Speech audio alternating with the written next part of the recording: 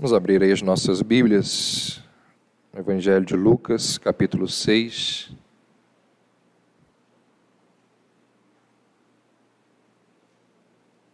Cabral, dê o retorno ali para mim.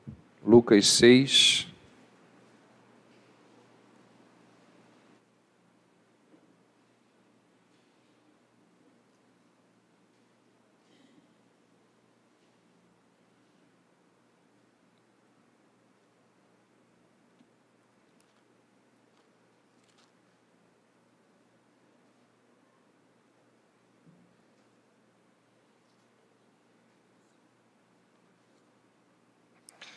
A partir do verso 17 até o verso 20. Descendo com eles, parou numa planura, onde se encontravam muitos discípulos seus e grande multidão do povo, de toda a Judéia, de Jerusalém e do litoral de Tiro e de Sidom, que vieram para o ouvirem e serem curados de suas enfermidades. Também os atormentados por espíritos imundos eram curados. E todos da multidão procuravam tocá-lo, porque dele saía poder. E curava todos. Então, olhando ele para os seus discípulos, disse-lhes: Bem-aventurados vós os pobres, porque vosso é o reino de Deus. Vamos orar. Bondoso Deus, nós queremos pedir a Tua orientação, a direção do Senhor às nossas vidas, de forma que a Tua palavra possa vir de encontro ao nosso coração. Ajuda-nos, ó Deus, nesta hora, em nome de Jesus. Amém. Esses 3 versos que antecedem a descrição de Lucas das bem-aventuranças, o verso 17, 18 e 19, eles não registram nenhum evento, eles não registram nenhum incidente, nenhuma declaração de Jesus, nenhum milagre específico, eles não registram nenhum diálogo de Jesus. Eles apenas nos dizem que a popularidade de Cristo crescia absurdamente. E quantas pessoas seguiam a Jesus nesse momento aqui? Difícil saber. Quando Jesus multiplicou os pães e alimentou a multidão, diz-nos o texto que existiam 5.000 homens, fora mulheres e crianças. Isso dava aí entre 10.000 adultos, quem sabe 20.000 crianças. Então era muita gente. E aquelas pessoas, elas estavam seguindo Jesus. Elas não iam embora. Elas não voltavam para as suas cidades. Elas vinham de regiões diferentes e ficavam por ali, seguindo a Jesus. Os evangelistas dizem que Jesus ia para lugares solitários e as pessoas iam atrás. E, segundo Lucas, a popularidade de Jesus foi resultado direto do poder de Jesus. Lucas nos diz aqui que existiam 3 exibições de poder da parte de Jesus que atraíam as pessoas. A primeira delas é a mental. Olha o que ele diz aí no verso 17: tinham vindo para ouvi-lo. E esta era a prioridade de Jesus, a mente das pessoas. Porque é na mente das pessoas que chega o conhecimento que gera salvação. Milagres não podem salvar, curas não podem salvar, expulsão de demônio não salva ninguém. O que salva uma pessoa é a crença na verdade. Então, a primeira exibição de poder que atrai as pessoas a Jesus é a sua capacidade mental. As pessoas vinham dos mais diversos lugares para ouvi-lo pregar, ouvi-lo ensinar. Mas ele não somente ensina as pessoas, nos diz Lucas, ele também cura as doenças das pessoas. O verso 17 diz que, além de virem para ouvi-lo, elas também vinham para serem curadas das suas doenças. Cegos, surdos, leprosos, coxos, mudos, pessoas com os mais diversos problemas físicos vinham para ser curadas por Jesus. E o poder de Cristo, ao curar toda sorte de enfermidades, deixava evidente quem era aquele que estava realizando aqueles milagres, aquelas curas. Então, Lucas nos diz que Jesus tinha a popularidade dele em alta como resultado direto do seu poder, que era manifesto através do ensino, através da cura, mas ele também diz no verso 18 que Jesus revelava o seu poder ao expulsar demônios das pessoas.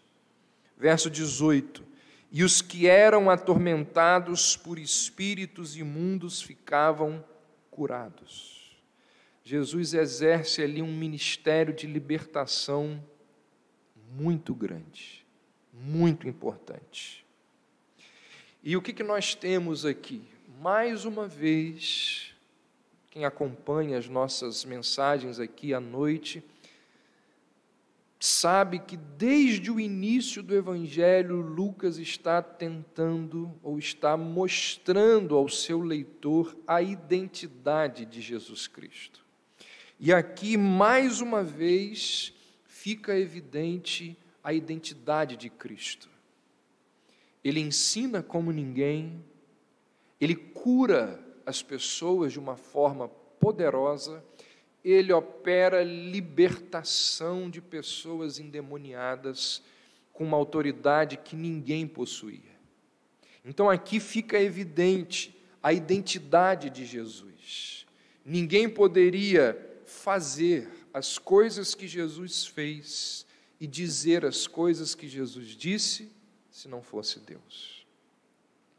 Você já parou para pensar que, para deixar evidente quem ele era, para mostrar a sua identidade, Jesus ele poderia fazer coisas espetaculares. Jesus poderia muito bem fazer ali um espetáculo pirotécnico, igual o Thor. Chamar os trovões e dizer assim: vocês estão duvidando de mim? Olha o que eu vou fazer aqui. Jesus poderia sair voando, como Superman.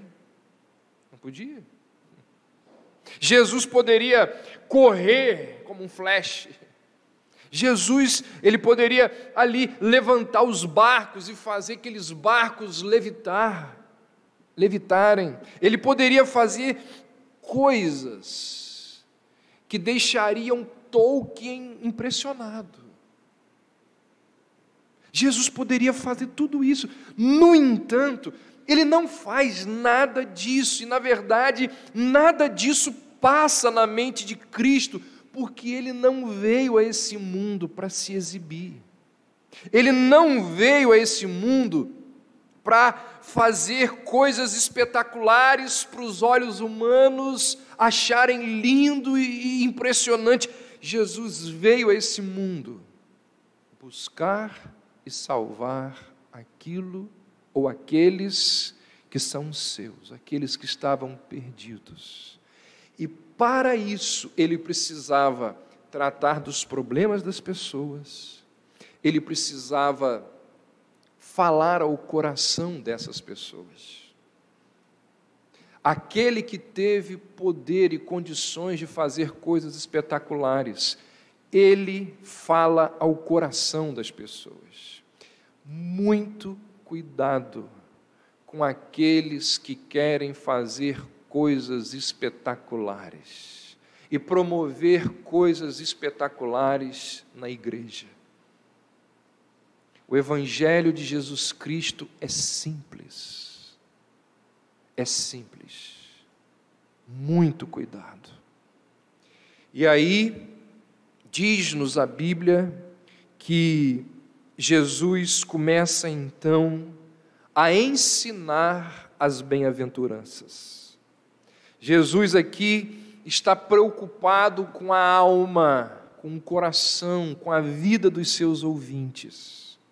E o que ele passa a descrever e a falar é imprescindível para a felicidade daqueles que o ouvem. E, gente, eu tenho convicção de que se cada um de nós realmente levasse a sério o que aqui é dito por Jesus, nós seríamos muito mais felizes. Nós viveríamos muito mais em paz. Eu tenho certeza que se nós praticássemos o que Jesus começa a descrever aqui nas bem-aventuranças, nós viveríamos sem o ódio, sem o rancor, sem a amargura, que muitas vezes existem nas nossas relações e destroem as nossas relações. Na verdade, destrói não apenas relação, destrói o fígado, destrói o rim, destrói o coração. Porque o que existe de doença aí, que é resultado de problema de relações da alma, é uma enormidade. Destrói muita coisa. O Salmo 144, no verso 15, é dito o seguinte: feliz é o povo cujo Deus é o Senhor. Isso significa que Deus deseja que o seu povo seja feliz. Deus deseja que experimentemos uma felicidade não produzida, não afetada pelas circunstâncias, não uma felicidade que depende se você tem uma conta bancária recheada, não uma felicidade que depende se você tem saúde, uma felicidade que independe de circunstâncias, de contextos. Cristo aqui está descrevendo a personalidade, as características que fazem parte de um cristão. E ele nos lembra, ele nos mostra como é possível alcançarmos esse tipo de felicidade, esse estilo de vida. E o que vai ficar evidente é que os valores e os padrões da sociedade narcisista, materialista, individualista na qual nós vivemos. Esses padrões e valores, eles são incapazes de nos fazer felizes. Tudo aquilo pelo qual você sempre lutou, de acordo com os padrões e valores mundanos, nunca te deram uma felicidade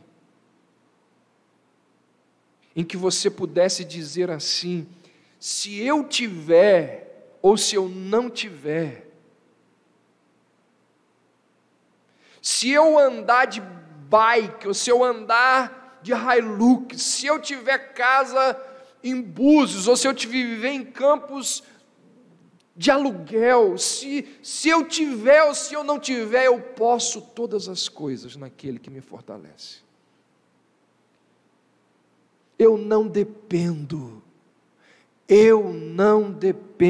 dessas coisas para ser feliz. É o que Jesus está nos propondo aqui.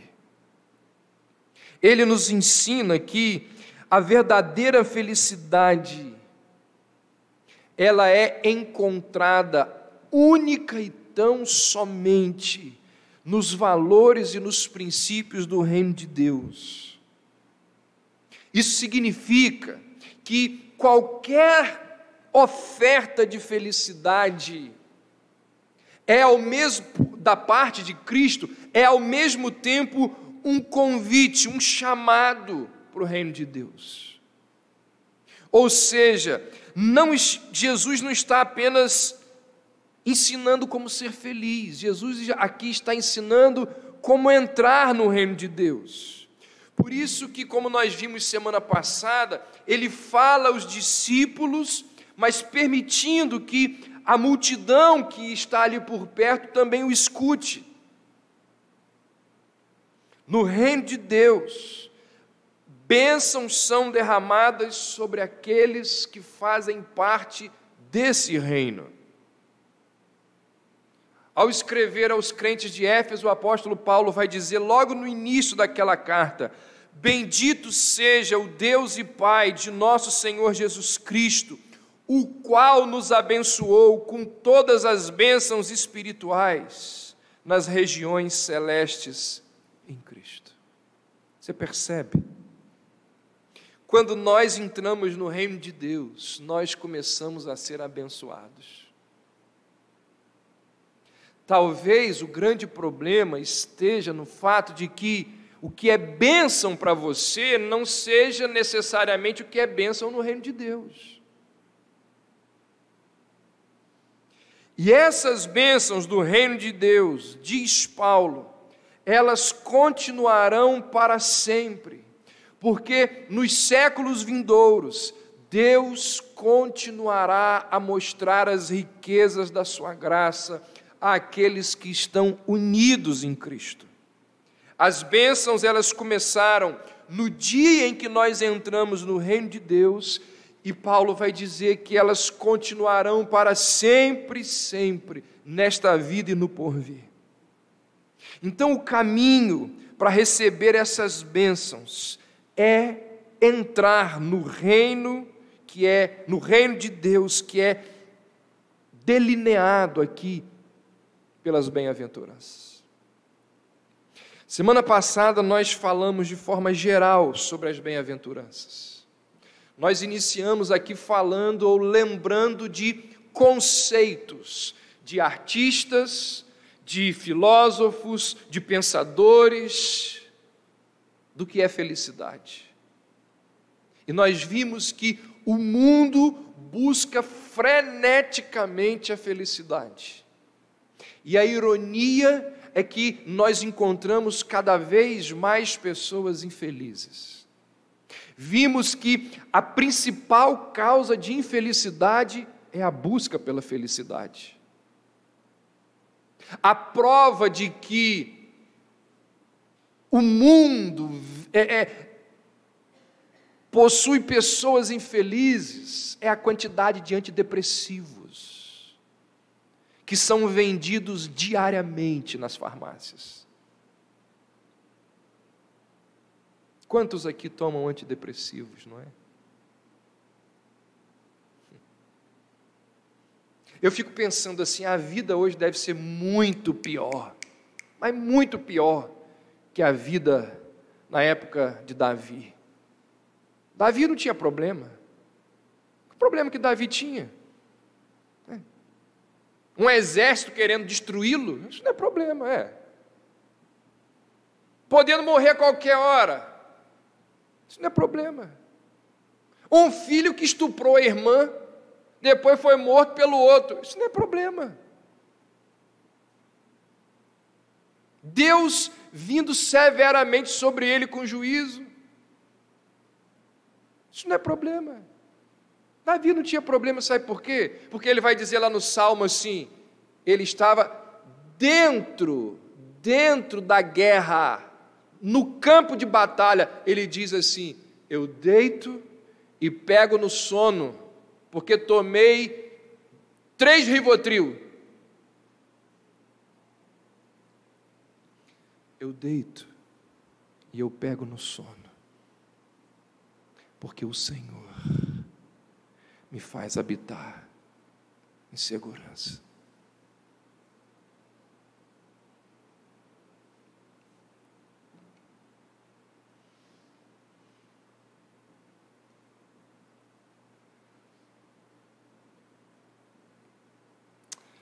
Irmãos, o nosso grande problema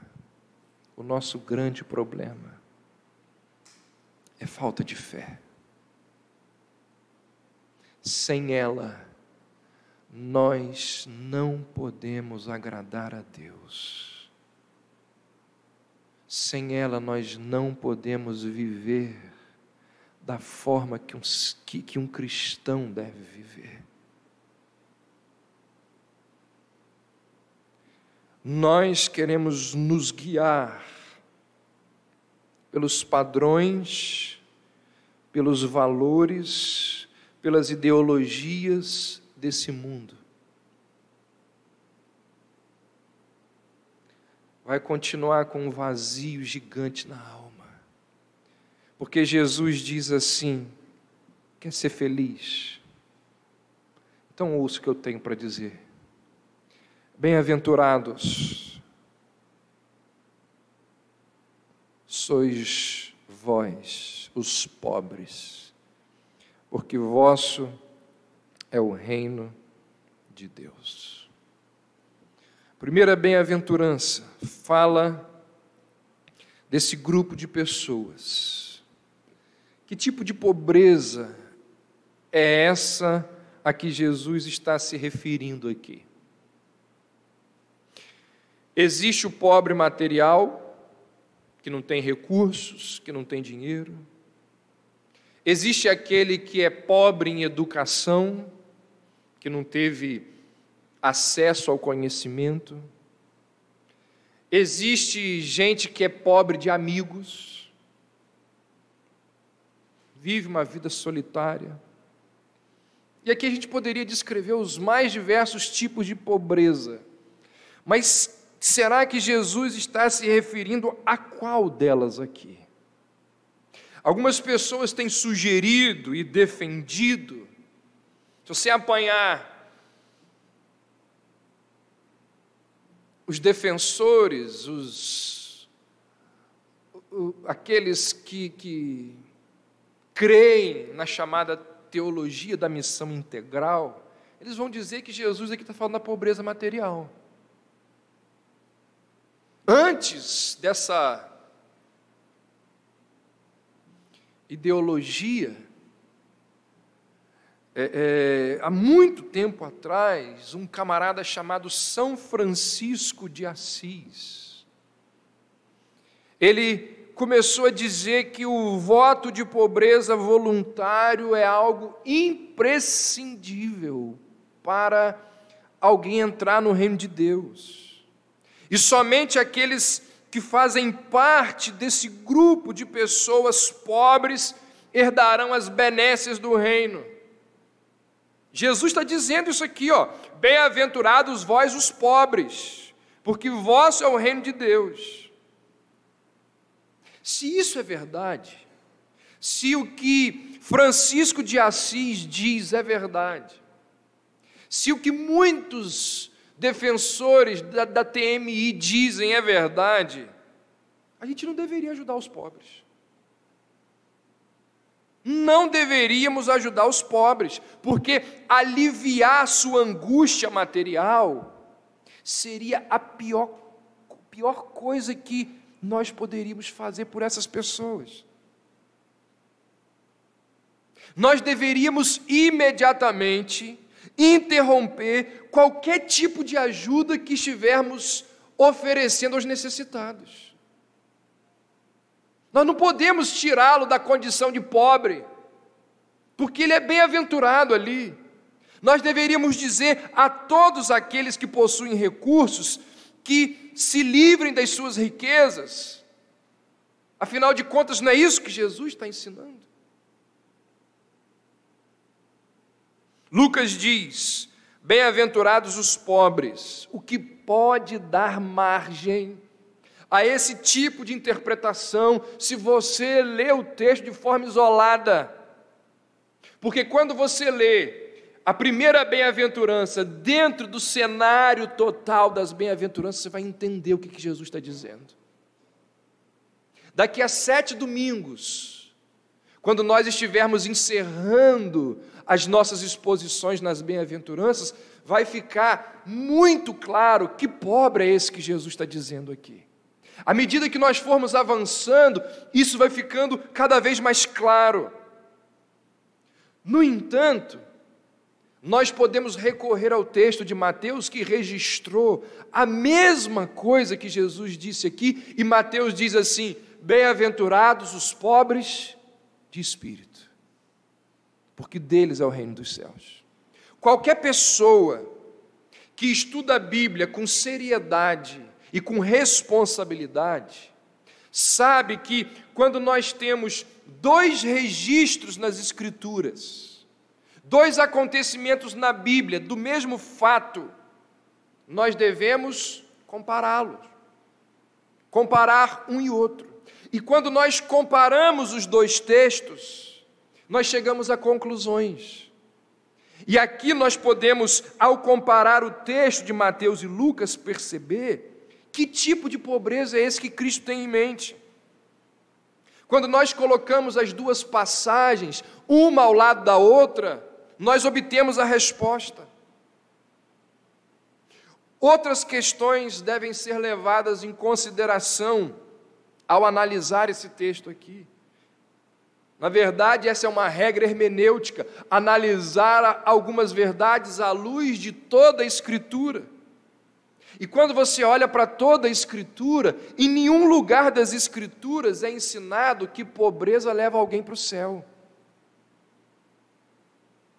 Não há nenhum mérito, não há nenhuma vantagem na pobreza. A pobreza não serve de garantia de espiritualidade. Se fosse assim, as pessoas seriam salvas pela pobreza e não pela graça de Deus.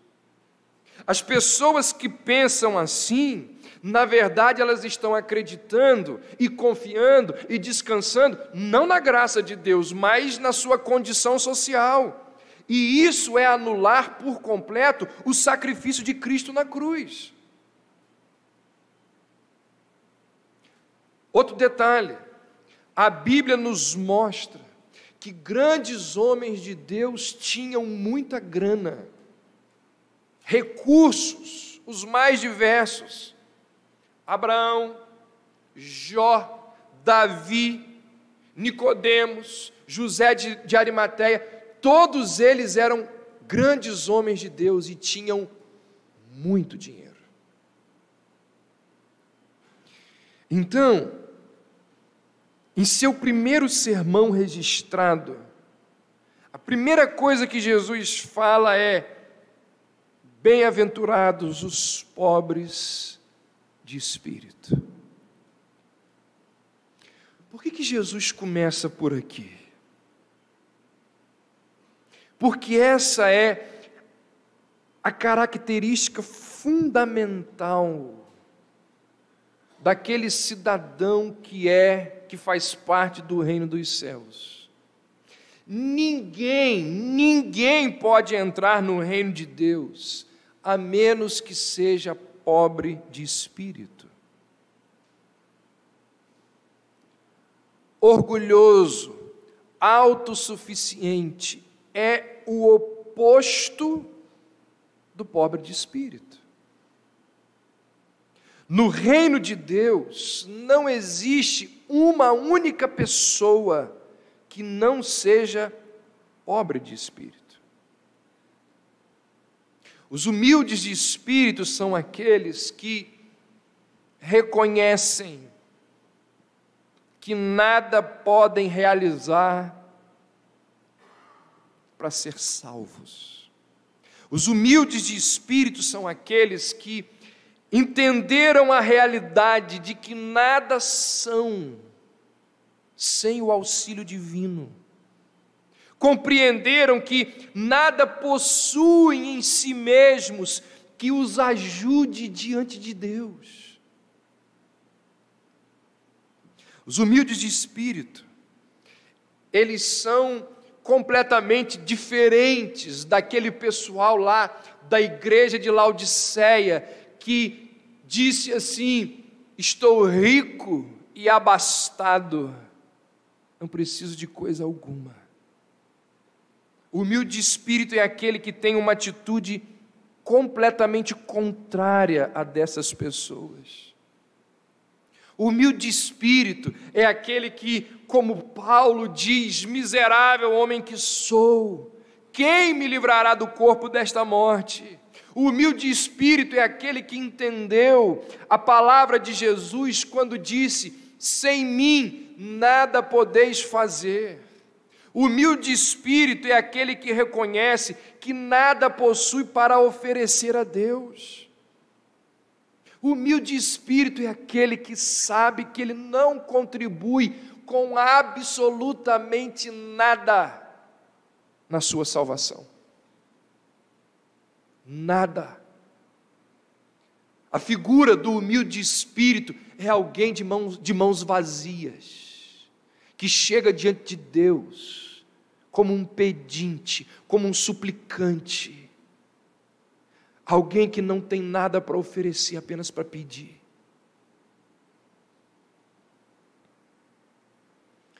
John Stott diz assim: ser humilde de espírito é reconhecer nossa pobreza espiritual, ou, falando claramente, a nossa falência espiritual diante de Deus, pois somos pecadores, sob a santa ira de Deus, e nada merecemos além do juízo.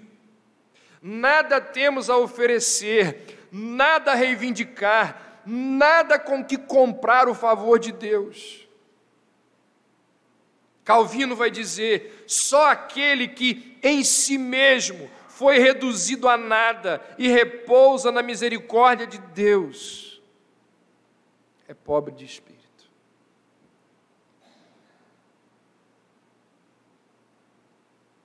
Você entende que quando alguém chega e diz assim: deixa Jesus entrar na sua vida, você entende que quem fala isso nunca estudou as bem-aventuranças?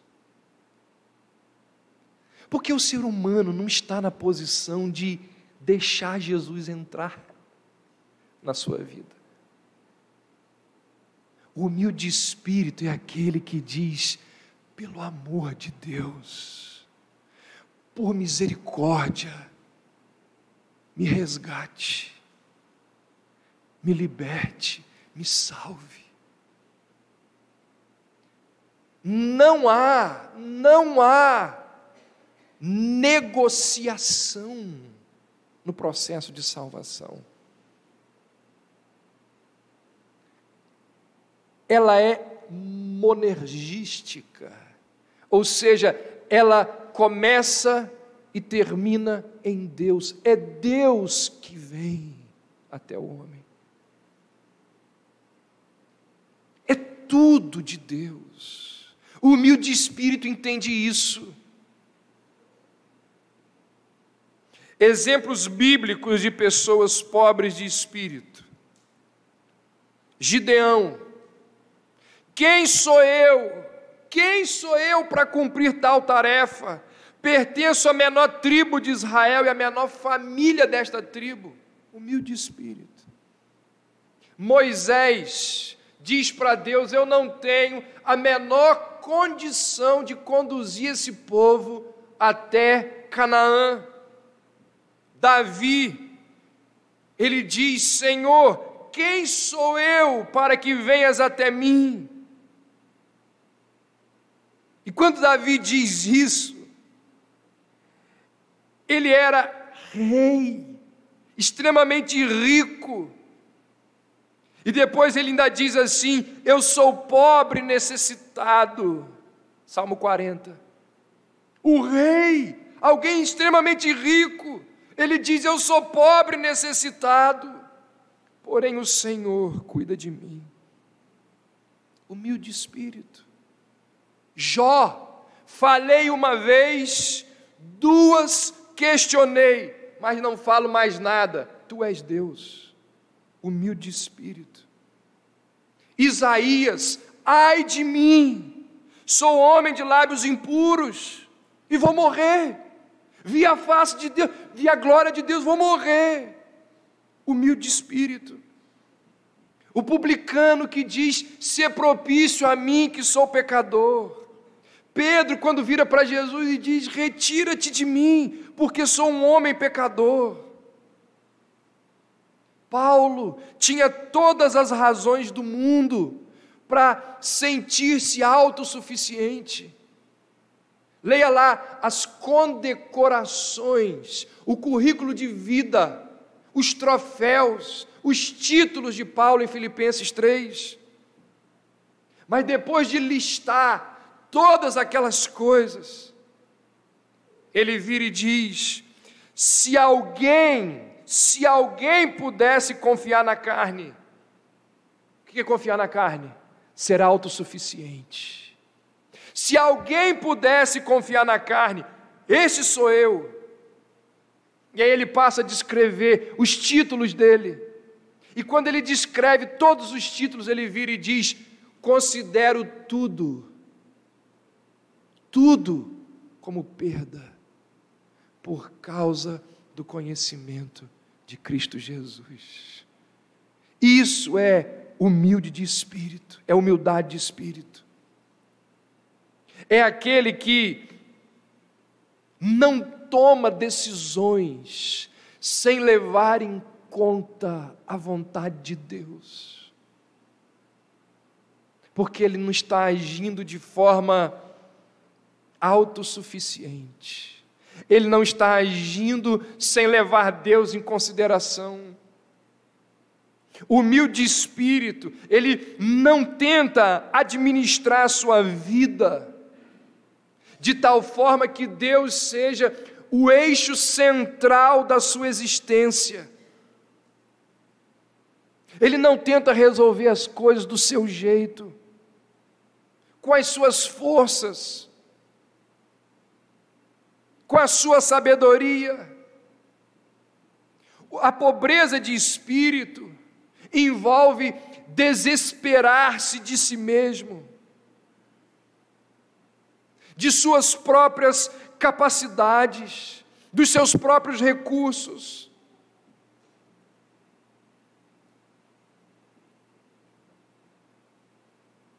A pobreza de espírito envolve a confissão que nós temos de uma dívida impagável. Impagável. O pobre de espírito é aquele que reconhece a sua completa incapacidade de administrar sua própria vida. É aquele que diz: Deus, se o Senhor não edificar a minha casa, em vão trabalha a minha esposa, eu e qualquer um que a tenta edificar. Em vão vigia a sentinela. Esse é o humilde de espírito.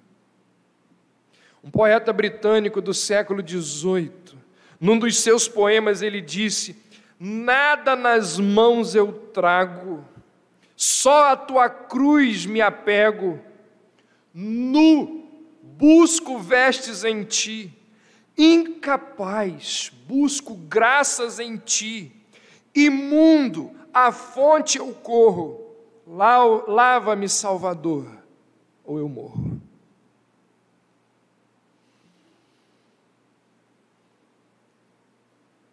É interessante e importante lembrar que as pessoas que ouviam Jesus, a sociedade na qual Jesus estava inserido, era uma sociedade de pessoas altamente arrogantes, orgulhosas. Os judeus, eles, desde pequeno, um judeu, ele era educado, ensinado por seus pais a se orgulhar das suas conquistas religiosas, do seu povo, do zelo que ele tinha pela lei, da circuncisão. Você, desde os primeiros dias, você é diferente do gentio, porque você foi circuncidado e eles não. Os judeus eram pessoas que confiavam na sua autojustiça, na sua identificação ali como um povo especial. Os judeus, eles estavam seguros de si mesmos, porque eles confiavam em todo aquele sistema sacrificial, nas suas obras, nas suas tradições. E aí aparece Jesus e diz: quem confia em tudo isso está indo para o inferno. Quem descansa em todo esse cerimonial está perdido, condenado, sem possibilidade de salvação. Quem não desmanchar o ego inflado, arrogante, jamais entrará no reino de Deus. Isso caiu como uma bomba, como uma quebra completa de paradigmas para aqueles ouvintes. E essa palavra de Jesus, ela continua relevante para os nossos dias e continuará enquanto o ser humano existir aqui nesse mundo. Porque ainda hoje existem pessoas que creem, acreditam mesmo que as suas realizações são meritórias para a salvação. Milhões de pessoas acreditam que fora da caridade, que para eles são boas obras, fora da caridade não há salvação. Milhões creem assim. Milhões creem que através do pagamento de promessas alcançarão o favor divino. Milhões creem que dando dízimo, jejuando, vão conseguir o favor e a bênção de Deus. Milhões creem que rompendo em fé, vão mover o sobrenatural.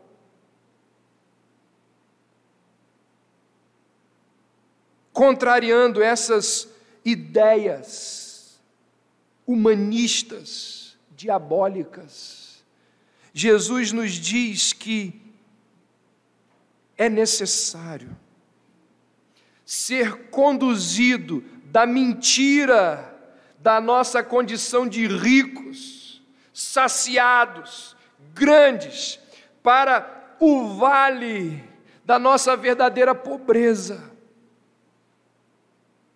da nossa indigência, da nossa carência.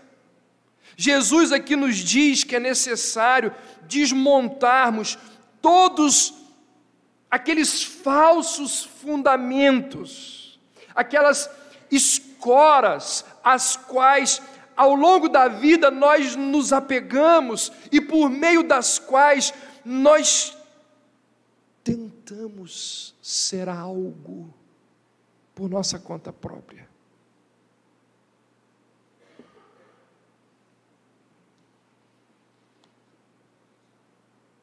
O que Jesus está nos dizendo aqui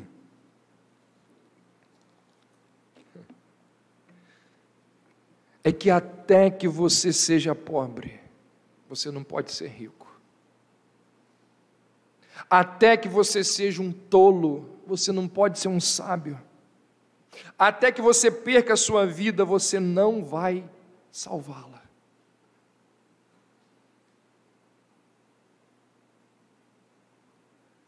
Irmãos, quando a gente se aprofunda nessa primeira bem-aventurança, quem tem um pouquinho de discernimento há de concordar comigo, como que as igrejas estão cheias de membros que nunca se converteram, de gente que está pensando que está indo para o céu, está caminhando para o inferno, porque nunca lhes foi pregado o verdadeiro evangelho.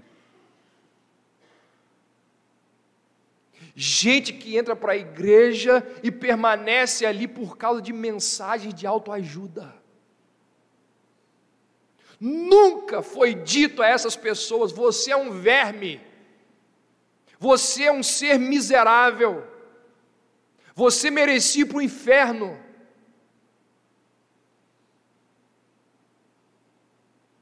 Enquanto você não reconhece essas coisas, você não será redimido, não será justificado, porque o primeiro passo para o reino de Deus é reconhecer a sua falência, a sua completa incapacidade.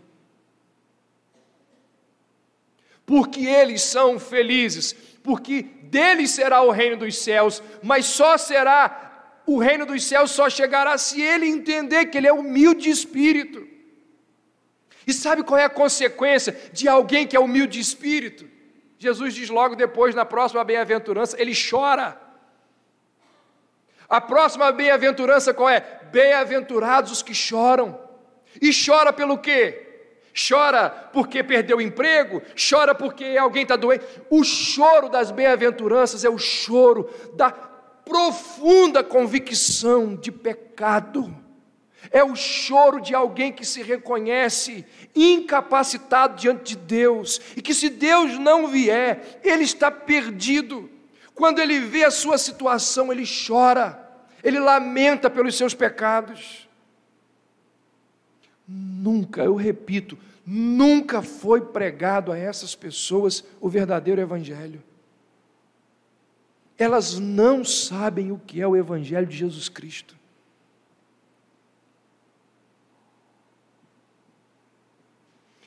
Vários textos bíblicos ressaltam a necessidade do reconhecimento da pobreza espiritual.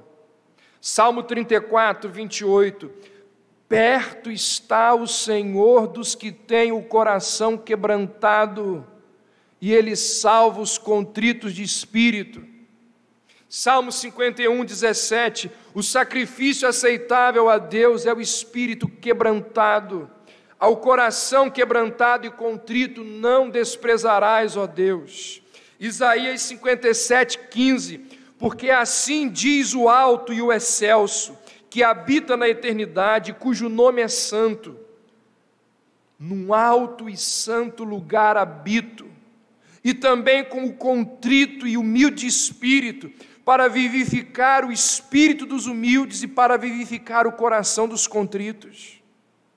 Isaías 66, 2: Eis para quem olharei, diz o Senhor, para o humilde e contrito de espírito, que treme diante da minha palavra.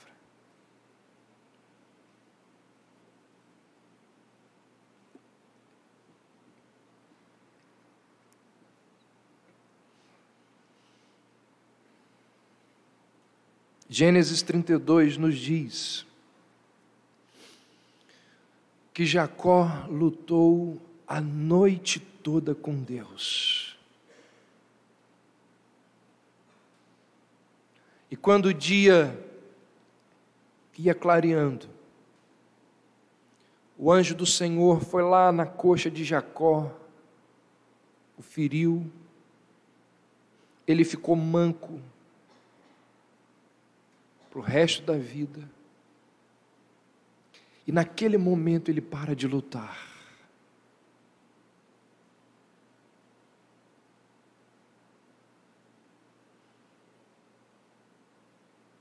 E o texto diz assim, que quando ele parou de lutar, Deus o abençoou. Que coisa extraordinária. Quando nós estamos depositando a nossa confiança, as nossas esperanças nas nossas forças, a gente não vence. Quando ele parou de lutar, Deus o abençoou. Quando ele percebe a sua completa incapacidade, ele é abençoado. Irmãos, é impressionante como que ao longo de toda a palavra de Deus, nos 66 livros da Bíblia, essa verdade perpassa cada um deles.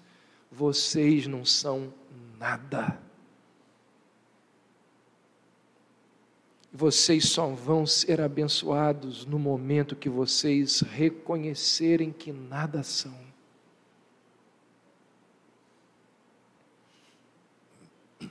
Aquele jovem abastado de bens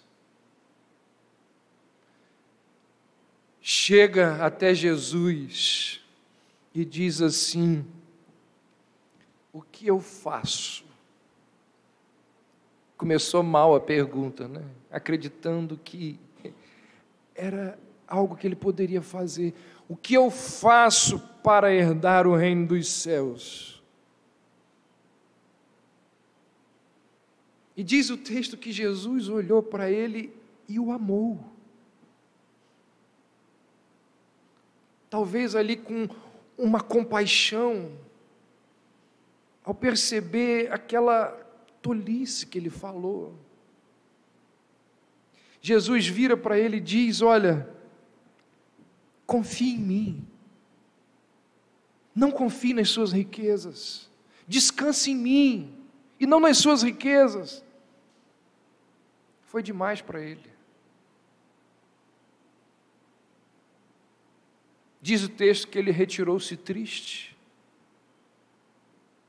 Ninguém entra no reino de Deus sem reconhecer a sua situação desamparada. E como ele não quis admitir isso, ele ficou de fora.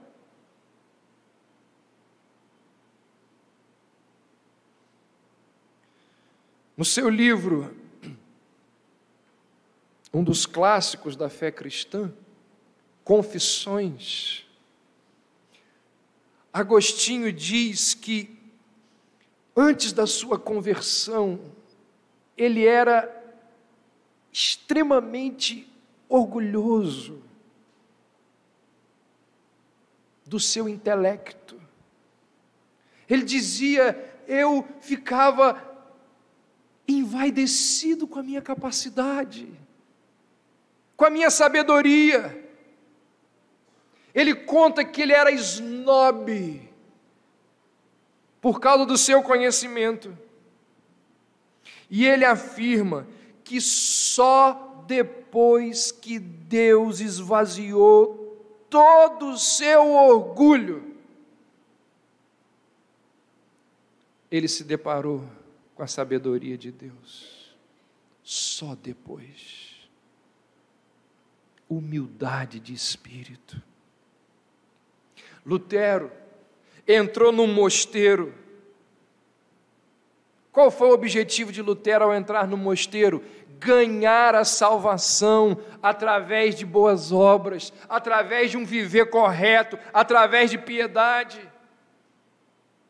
E à medida que os meses se transformaram em anos, Lutero entrou numa crise enorme, porque o tempo foi passando e ele percebeu a sua completa incapacidade, a sua total incapacidade em se salvar, em adquirir, em conquistar a salvação.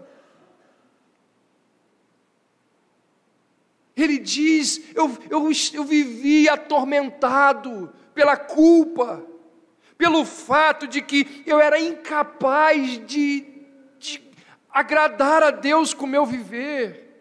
A justiça que eu tinha que ter, eu não conseguia obtê-la. Até que ele percebeu, até que ele entendeu que a justiça que salva o homem não é a justiça produzida pelo homem. Como ele vai dizer, é a justiça extra nós, que vem de fora de nós. É a justiça com a qual Deus vem e nos salva. Nós não contribuímos com nada, nós não temos nada a oferecer. Jesus diz, o caminho para a felicidade começa por aqui. Pessoa que tem coração orgulhoso, petulante,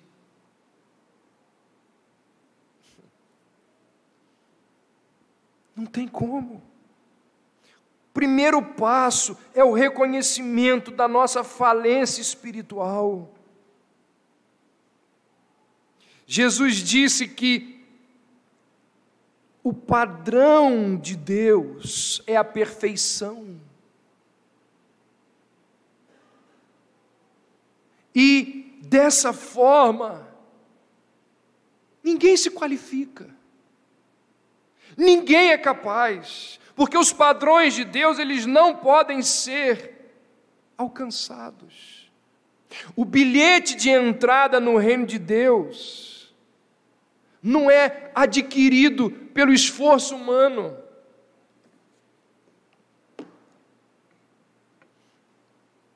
Por isso que a primeira bem-aventurança trata da pobreza de espírito. Porque nós reconhecemos que nós não podemos, nós não temos condições de alcançar o padrão de Deus. E quando nós reconhecemos isto, e nós lamentamos, e nós choramos por isso, nós somos encaminhados a alguém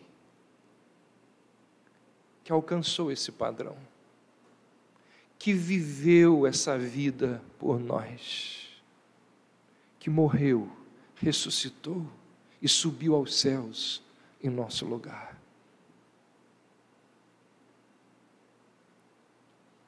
E quando nós reconhecemos isso, diz Jesus, vosso é o reino dos céus. Porque eles foram declarados bem-aventurados, porque deles é o reino dos céus.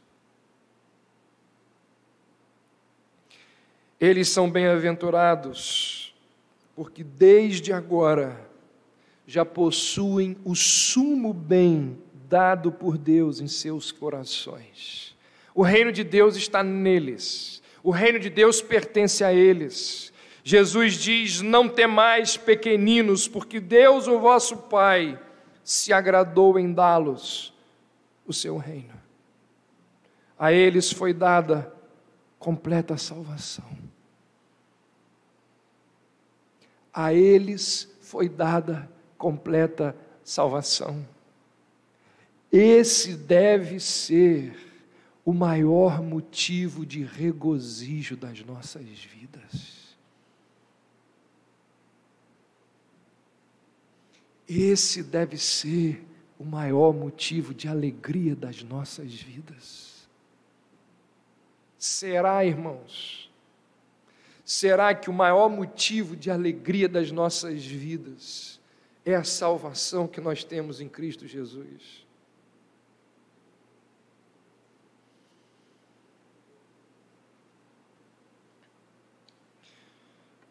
John MacArthur conta que uma vez ele estava no seu escritório e estudando e recebeu uma ligação de uma pessoa que pediu que ele fosse urgentemente no hospital. E ali no hospital, um jovem homossexual, muito afetado pela AIDS, em fase terminal, queria vê-lo. Muito famoso ele, então, ele conseguiu uma audiência e John MacArthur foi lá no hospital vê-lo. E ele conta que quando ele chegou naquela sala, a sala estava repleta de homossexuais, os parceiros dele. E ele então se dirige até aquele leito para conversar com aquele jovem, para ouvi-lo. E aquele jovem ali, muito adoentado, ele começa a falar, e ele diz: olha, na minha infância e na minha adolescência, eu frequentei a igreja com os meus pais. Está vendo a importância? Lá na frente isso voltou. Lá na frente voltou. Na minha infância e na minha adolescência, eu frequentei a igreja com meus pais. E eu deixei a igreja, deixei o evangelho por causa dessa vida dissoluta, imunda na qual eu vivo. E eu tenho certeza, os médicos já me disseram que eu tenho poucos dias de vida, eu vou morrer. E eu estou desesperado, porque eu sei que eu estou perdido. O que eu faço? E o John MacArthur conta que à medida que o jovem ia falando essas coisas, os homossexuais que ali estavam saíam daquela sala revoltado, a ponto de ficar apenas o paciente e o pregador. John MacArthur virou para ele e disse o seguinte: você precisa reconhecer que é pecador e que não possui nenhuma condição de ser salvo. E aquele jovem disse: eu tenho certeza disso, eu tenho convicção disso. E John MacArthur disse: ótimo, agora você precisa clamar ao Senhor, precisa orar a Deus por misericórdia e por graça. E o John MacArthur diz que por mais de 10 minutos, aquele rapaz caiu numa oração de contrição, de choro, de clamor ao Senhor. Depois ele também orou, e após aquela oração, o jovem ficou olhando para um calendário que estava ali acima da mesa e disse: eu preciso marcar o dia da minha nova vida. 5 dias depois, aquele menino morreu. E durante aqueles 5 dias, o MacArthur foi àquele hospital, todos os dias. E John MacArthur diz: a verdade que eu enfatizei àquele jovem em todos os 5 dias foi a pobreza de espírito. Você não é nada sem o Senhor. Clame a Ele por misericórdia, por graça, senão você está perdido. O bem-aventurado é alguém que era autossuficiente, era autoconfiante, mas ele reconhece que nada possui a oferecer a Deus, apenas as suas mãos vazias, carentes, necessitadas. O bem-aventurado é aquele que foi levado pela Escritura a enxergar a miséria, a falência do seu coração. O bem-aventurado é aquele que diz: em nada ponho a minha fé, senão na graça de Jesus, no sacrifício remidor, no sangue do bom Redentor. A minha fé e o meu amor estão firmados no Senhor. Que Deus nos abençoe.